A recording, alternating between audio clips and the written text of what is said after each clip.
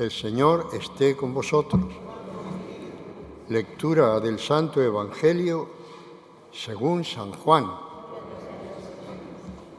El primer día de la semana, María la Magdalena fue al sepulcro al amanecer, cuando aún estaba oscuro, y vio la losa quitada del sepulcro. Echó a correr y fue donde estaban Simón Pedro y el otro discípulo a quien Jesús amaba, y les dijo: «Se han llevado del sepulcro al Señor, y no sabemos dónde lo han puesto». Salieron Pedro y el otro discípulo camino del sepulcro.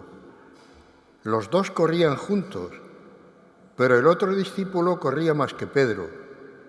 Se adelantó y llegó primero al sepulcro, e inclinándose vio los lienzos tendidos, pero no entró. Llegó también Simón Pedro detrás de él y entró en el sepulcro. Vio los lienzos tendidos y el sudario con el que le habían cubierto la cabeza, no con los lienzos, sino enrollado en un sitio aparte. Entonces entró también el otro discípulo, el que había llegado primero al sepulcro. Vio y creyó, pues hasta entonces no habían entendido la Escritura, que Él había de resucitar de entre los muertos. Palabra del Señor.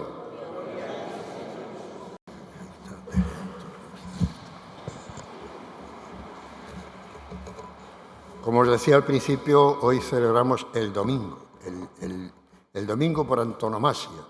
Es el Día del Señor, eso significa domingo, dies dominicus, Día del Señor. Y es que hoy encuentra sentido toda nuestra fe, encuentra sentido toda nuestra vida personal y toda la vida del mundo. Veis que hay un grupo de símbolos que se utilizaron anoche durante la celebración de la Vigilia Pascual y que expresan muy bien lo que es el contenido de este domingo de la Resurrección. Veis en primer lugar el cirio pascual. Al inicio de la celebración se hace lo que se llama un lucernario, que es un gesto, una representación de lo que es el crecimiento de la luz. El Señor Jesús dijo que Él era la luz del mundo. El que me sigue no camina en tinieblas, decía Él. Y es que el mundo estaba y sigue, desgraciadamente, muchas veces invadido por las tinieblas. Donde quiera que hay odio, donde quiera que hay pecado, donde quiera que hay prepotencia de unos sobre otros, ahí aparece la oscuridad, la tiniebla. Y solo la luz de Cristo puede hacer desaparecer las tinieblas para que vayamos encontrando el camino que nos conduce a la vida. Él es la luz del mundo. Pero también dijo a los suyos: vosotros sois la sal de la tierra y la luz del mundo. Entonces nosotros, copiando de esa luz que es Cristo, somos también luz que ilumina a la gente, al mundo en el que vivimos. Fuimos anoche encendiendo cada uno las velitas en la luz del cirio y se fue extendiendo la luz por toda la iglesia como señal, como símbolo de que la luz de Cristo puede extenderse por todo el mundo y puede ir iluminando tantos rincones de tiniebla como hay. Luego hay otro signo, que es el signo del bautismo. Se bendice el agua. En las parroquias, el agua que se bendice es la que se utilizará durante el año para bautizar a los niños o a los adultos que reciban el bautismo. Como aquí no tenemos parroquia, entonces el agua lo que hace es recordarnos nuestro propio bautismo. El signo del bautismo es un signo que expresa el nuevo nacimiento. Las antiguas comunidades realizaban el bautismo por inmersión. En las iglesias había como una pequeña piscina con 3 escalones en un lado, el Padre, el Hijo y el Espíritu Santo, y otros 3 por el otro lado, la fe, la esperanza y la caridad. El que entra en el agua se ahoga, el mal que hay en él, el pecado que hay en él desaparece, el agua lo elimina, y por lo que sale por el otro lado es una criatura nueva. Es alguien que ha sido renacido en Cristo, ha muerto el mal, el pecado, y lo que aparece ahora es la vida eterna que recibe cuando se une a Jesucristo. Ahí tenéis el signo del bautismo. Si Dios quiere, ahora cuando terminemos, repetiremos la renuncia al mal de nuestra vida y la confesión de nuestra fe, y recibiremos la aspersión del agua para recordarnos quiénes somos. Desde el momento de la resurrección de Jesús, la vida entera empieza a adquirir un sentido nuevo.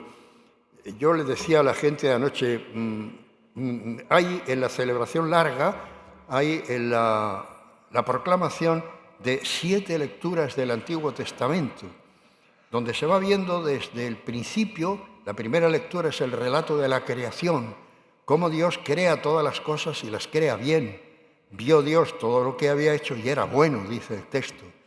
Pero en la historia del mundo y en la historia del ser humano se mete el pecado.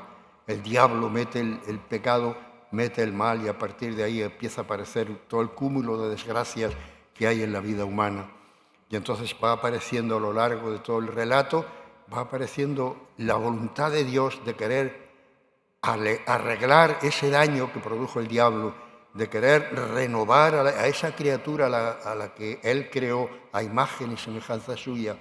Y entonces va apareciendo como una especie de capas superpuestas, va apareciendo el mal, el pecado del hombre, pero al mismo tiempo la voluntad de salvación de Dios, y cómo el hombre vuelve a abandonar a Dios, a alejarse de Él, y aparece otra vez el mal y el pecado, y Dios que insiste enviando a los profetas, va apareciendo así como una especie de capas, hasta que llega un momento en que Dios nos envía a su Hijo para salvar al mundo. Y cuando Cristo se hace presente, es como si saltara todas esas capas de la historia, saltaran de una vez, y aparece entonces la plenitud de la vida en Cristo Jesús. En Él está la esperanza de la vida. Y a partir de ese momento, todo ser humano adquiere un valor que está por encima de cualquier valoración humana. A partir de ahí, los cristianos entendemos que el mundo ha sido recreado, no ya aquella primera creación que nos dejó en nuestra condición de seres humanos. A partir de la muerte y la resurrección de Cristo, hemos sido recreados como hijos de Dios. Y por ser hijos de Dios, participamos de la herencia de nuestro Padre. Podemos alcanzar la vida en plenitud que Él nos ofrece, que Él nos pone, a la que Él nos quiere llevar. Este es el tremendo misterio que celebramos hoy. Por eso os decía que el domingo, ese domingo de la resurrección, es el domingo clave en la historia del mundo, en la historia de la humanidad.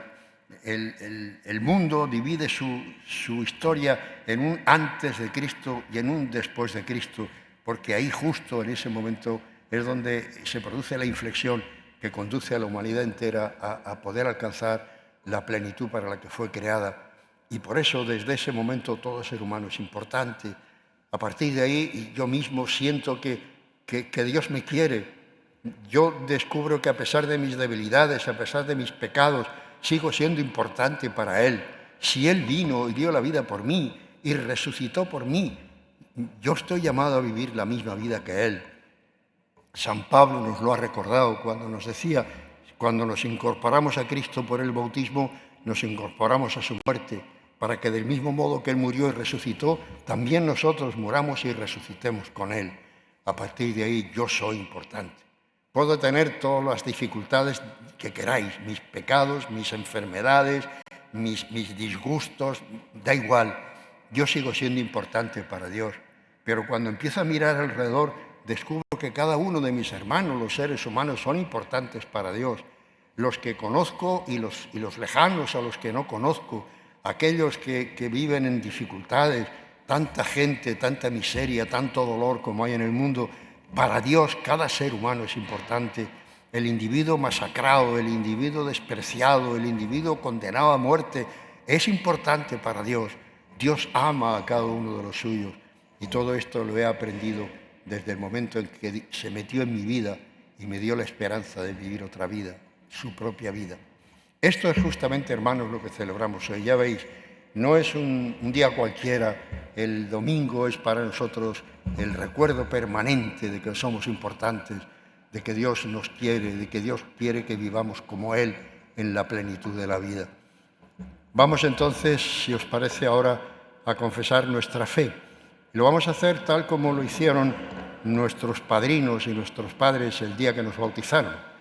Si os parece, os ponéis de pie, renunciamos al mal que hay en nuestra vida y confesamos nuestra fe. Yo os haré las preguntas en plural, dirigidas a todos, pero cada uno de vosotros respondéis en singular, que soy yo, cada uno el que reniega del mal que hay en su vida y el que confiesa la fe en el Señor.